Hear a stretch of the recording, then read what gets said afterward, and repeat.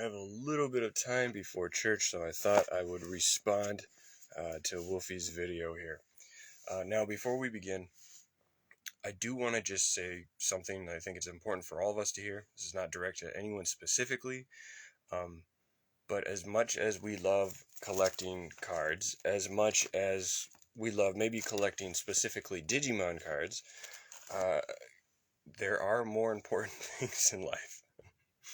So what I'm trying to say is, before trying to be a better collector, which there's nothing wrong with, if you're a dad, try to be a better father. If you're a son, try to be a better son. Try to be a better daughter. Try and be a better sibling. Try and be a better friend. It's not worth losing sight of those things that are really important based off of cards. Okay, again, not directed at anyone or relevant to what we're talking about. I just think it frames everything a little better, gives us some perspective. All right, with that said, let's talk about some Digibattle here. Now, as you've probably seen, there's been some videos in the past couple days that have argued about Grails, and a lot of it focuses around gold text, gold stamp cards versus holographic cards. And so let's just walk through it pretty quickly here, okay? So again, a lot of these videos are focused on Series 6. So we'll start there. And we're going to specifically start with the purple Series 6 booster pack. And we'll keep going, so when you hear me, let me finish everything, and then you can give me your thoughts. But we're just going to start there with the purple booster pack from Series 6. Now, if you had a bunch and you're opening them, you could get 6 different gold stamp cards. You have Lucimon, gold Vidramon for 2, Apacurimon there, there's the 3rd one, Ophanimon, 4th one, Gallantmon with Granny for 5, and Justimon is the 6th one. Now, so let's move this out of the way for a second. Let's do some simple math. And I know a lot of you have seen this already, but it kind of gives us a basis to start our discussion. So, if you can have 6 different gold stamp cards, all right, can you see that? Yeah, you can probably see that. All right, so you got 6 different gold stamp cards. And the odds on those packs, we're talking about the purple ones here, are 1 out of 7 packs you can get a gold stamp card. And so if you're looking for a specific gold stamp card, you can reasonably expect it to come 1 out of every 42 packs, because there's 6 different ones. The odds are 1 out of 7 to get one of them. So if you multiply them, it should be 1 out of 42. I am not a mathematician. This is a disclaimer. Not a mathematician, so you might want to check my work. Could be some mistakes. With that being said, so there's 6, right? 1 out of 42 packs, you could reasonably expect to get the gold stamp card you are looking for. All right, so let's jump back.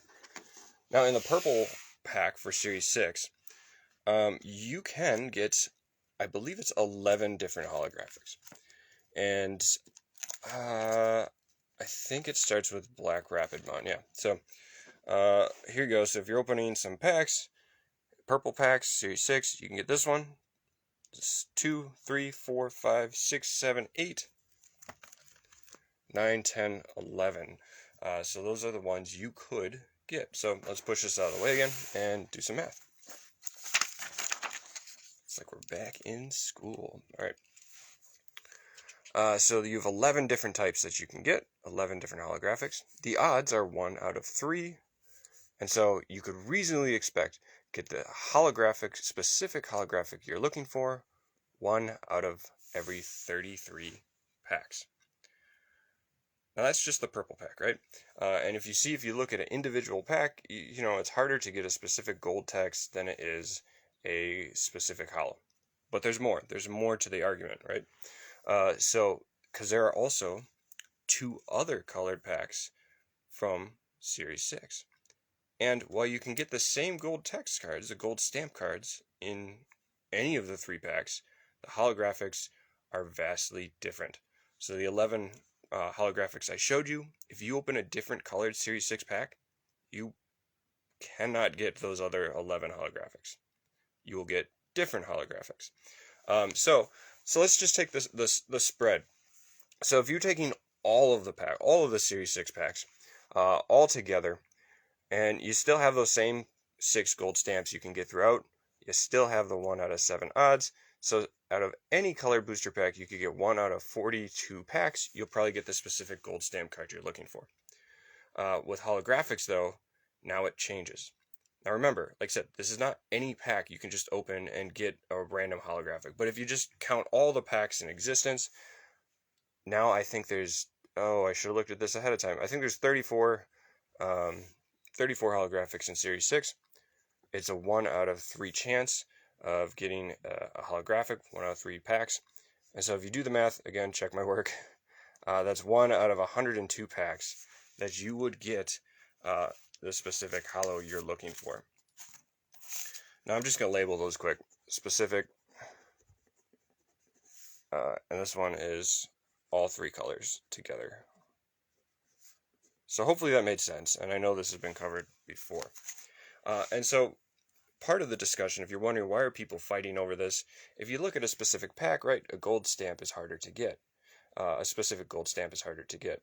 If you look at all the packs together, a specific holographic, and I don't even want to say it's like harder to pull, because anytime you'd have one pack, right, you're dealing with these odds, but it's, you could reasonably say that a holographic card would have a lower print run than a gold stamp card when you're looking at all the packs in existence. Let's say it like that. And so then people with holographics, they'll say, well, look, a lower print run, that means it's better than gold stamp. Maybe. That's part of the argument. You could also look at it from the other side, where you could go, let's say you had 105 packs to open. I don't know where you'd find 106 Digibattle Series 6 packs. If you find one, that's amazing. But let's say you found 105, just for the fun of it, and you decided, crazily enough, to open all of them. And these packs were divided up among all the colors, the 3 booster pack colors. If you open them up, you could expect to get 15 gold stamp cards. 15. 15 times 7, right? The odds 1 out of 7. 15 times 7 should be 105. Again, check my work. And for holographics, you should be getting like 35 holos. 35 times the odds, 3. That's where I'm getting. That should add up to 105. Again, check my work. So if you're looking at it from this perspective, you actually get less gold stamps than holographic cards. So if you're looking at them all together, there are less gold stamp cards in existence than holographics, but the print run for a specific holographic is probably lower than the print run for a specific gold stamp. So again, hopefully that all makes sense. So this is where the argument starts to happen. But there's a couple more things that you should know on the sides. First of all, for gold stamp cards, they seem to be the intended rarity. So I'm just going to write that down. It's the intended top rarity, I should say. And if you look at like old advertisements, you look at the pack odds, right? 1 out of 7 versus 1 out of 3. It seems like Bandai intended the gold stamp cards to be the collectible hits, right? Intended top rarity. So you have that as the argument for gold stamp as well.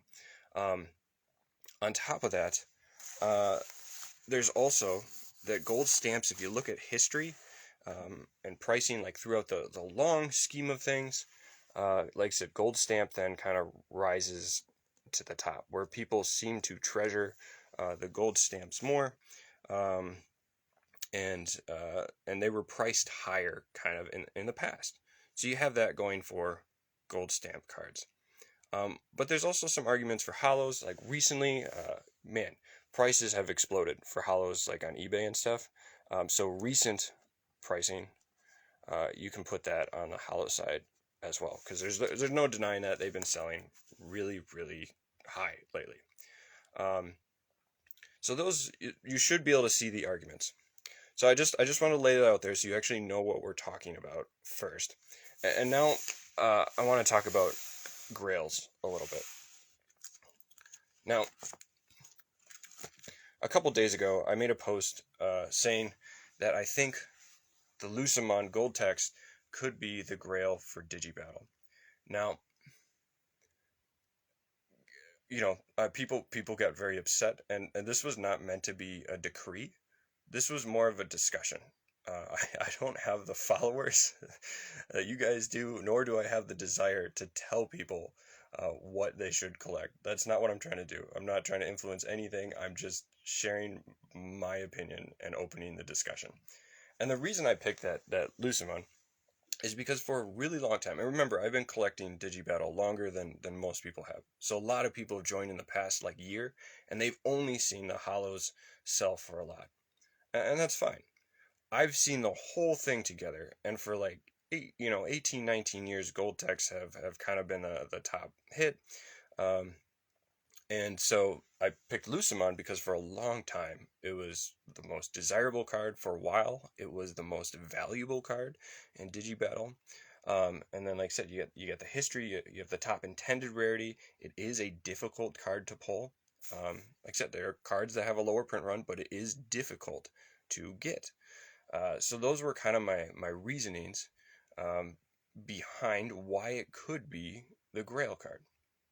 Now, again, it was just meant for discussion. In fact, I tagged a couple of old collectors, and immediately they disagreed with me, and for good reason. They said the Fox Kids cards could be it, and we'll talk about those in a second as well. But those were my reasons why I picked it. It's not that I think Holos are trash. That's not it at all. I think Holos are wonderful. In fact, Holos very well could be the Grails in the future moving forward. I just think as I'm looking over everything, that's kind of what I saw as the Grail, looking at the history and of Digibattle, taking everything together. That card kind of comes to the front for me. Now, the other thing is Digibattle is really it's really malleable right now. It can change, and at the same time, like, because new collectors are coming in with new perceptions, and information is being spread, some of it true, some of it false, and this means that, well, the Grail can change, right? That is, it's never a set thing, because desirability, all this plays into it. So that was my reasoning behind that. If you have questions, again, feel free to ask me. I'm trying to do this quickly because, like I said, I'm trying to get to church quick and then hang out with my family. So I do want to bring up one more thing. As we're talking about this, Greasy's been making some videos, right, advocating gold stamps. And a lot of people are saying his arguments are trash. That's not true. What he's doing is defensible, defendable. Not a mathematician, not good with grammar either, but they are defendable because if you look at it, right, any pack you can say like the individual pack odds are in support of it. The ratios are in support of gold stamps. The top intended rarity, history, and the other thing too is if Holos are the best, and I'm not saying they're not. I'm just lining up the two arguments. But if Holos are supposedly the best, you would expect that to have happened gradually, and that's not how it seemed to work. It was like overnight, where all of a sudden some people were saying Holos are better, and a lot of people followed that. And it's not necessarily like that's just the way it works. So it's not what you would expect for it to happen if perception was changing over time with correct information. The other thing is that you would expect the Holo idea that the Holos are better to kind of seep into other Digimon card games, like old vintage games, and it even when the ratios are comparable. So you got like Detector, where again the same thing would happen, where the Holos would have a lower print run than the gold stamp or the silver stamp, but the pricing is still putting the gold stamps and silver stamps higher, at least for the moment. Same thing with D-Cyber. The holographics, just plain holographics, should have a lower print run than the holographic gold stamp cards. And yet, the whole holographic gold stamp cards are the ones that are higher in price. So rarity, or I shouldn't say rarity, maybe lowest print run doesn't always determine what is the Grail. Now, I'm not saying you can't make the argument for holo cards. That's not what I'm saying. I'm just saying Greasy's his position is defendable. What he's saying, it makes sense. And a lot of times the holo arguments that people give, they aren't very good. So a lot of times it's like gold stamp cards are just not hard to pull. They are hard to pull, right? Especially if you're doing an individual pack, they're hard to pull. And they're valuable, they're rare, they have history, so there's something special about them. So that argument isn't the best. When I hear people just go, well, gold stamps are stupid. Well, that doesn't really advance the discussion. The other thing I'll hear is well, holographics are the grail because they have a lower print run. If your grail is determined by lower print run, well, then it shouldn't be gold stamp or holographics that are your grail. Instead, it should be one of these like promos that almost certainly have a lower print run. So my guess would be the Fox Kids cards, where there's 7 of them. They have the FX number in the corner. Super hard to get. Super ridiculously hard to get. So that would probably be your grail then if you're just going by print run. Now again, I'm not saying you can't defend holos. I'm just saying the arguments that people give usually aren't the best. If you're going to give the argument for holos, here's what you got. Recent pricing, right? People are valuing the holos at a higher price than the gold stamp cards. That's just where we're at right now. The other thing is, I guess you could make an argument for desirability. Right now, whether it's from hype, whether it's not, the holographics seem to be more desirable as new collectors come in. So again, I am not saying it has to be a certain way. These are just the facts as I see them. I'm happy to answer any questions. Like I said, you can defend it either way. It's just the arguments you sometimes hear and sometimes do hear, sometimes don't hear. Some make sense, some don't. So I hope that answered some questions and didn't make things more confusing. The last thing I want to say before I stop is just this. If you want to collect gold stamp cards, collect gold stamp cards. If you want to collect holographic cards, collect holographic cards. And don't care what anybody else says. Try to look at the information, unbiased, but then collect what you like. Really, because it would be absolutely stupid for you to not collect what you like just because someone says that you should like something more. Okay? So that's what I'm going to leave you with. And like I said, got any questions, I'm happy to try and answer them. And because, some of this is getting ridiculous. I've had people attack me from both sides. I know. I am friends with Greasy, so I know Greasy's had people like really come after him and even like try and send people to his old address to like. It's ridiculous, right? This is cardboard. Remember what's more important here. And as new collectors come in, we want to keep the community as safe as possible. We want to give them the facts and then let them choose for themselves what they want to collect. All right, thanks guys.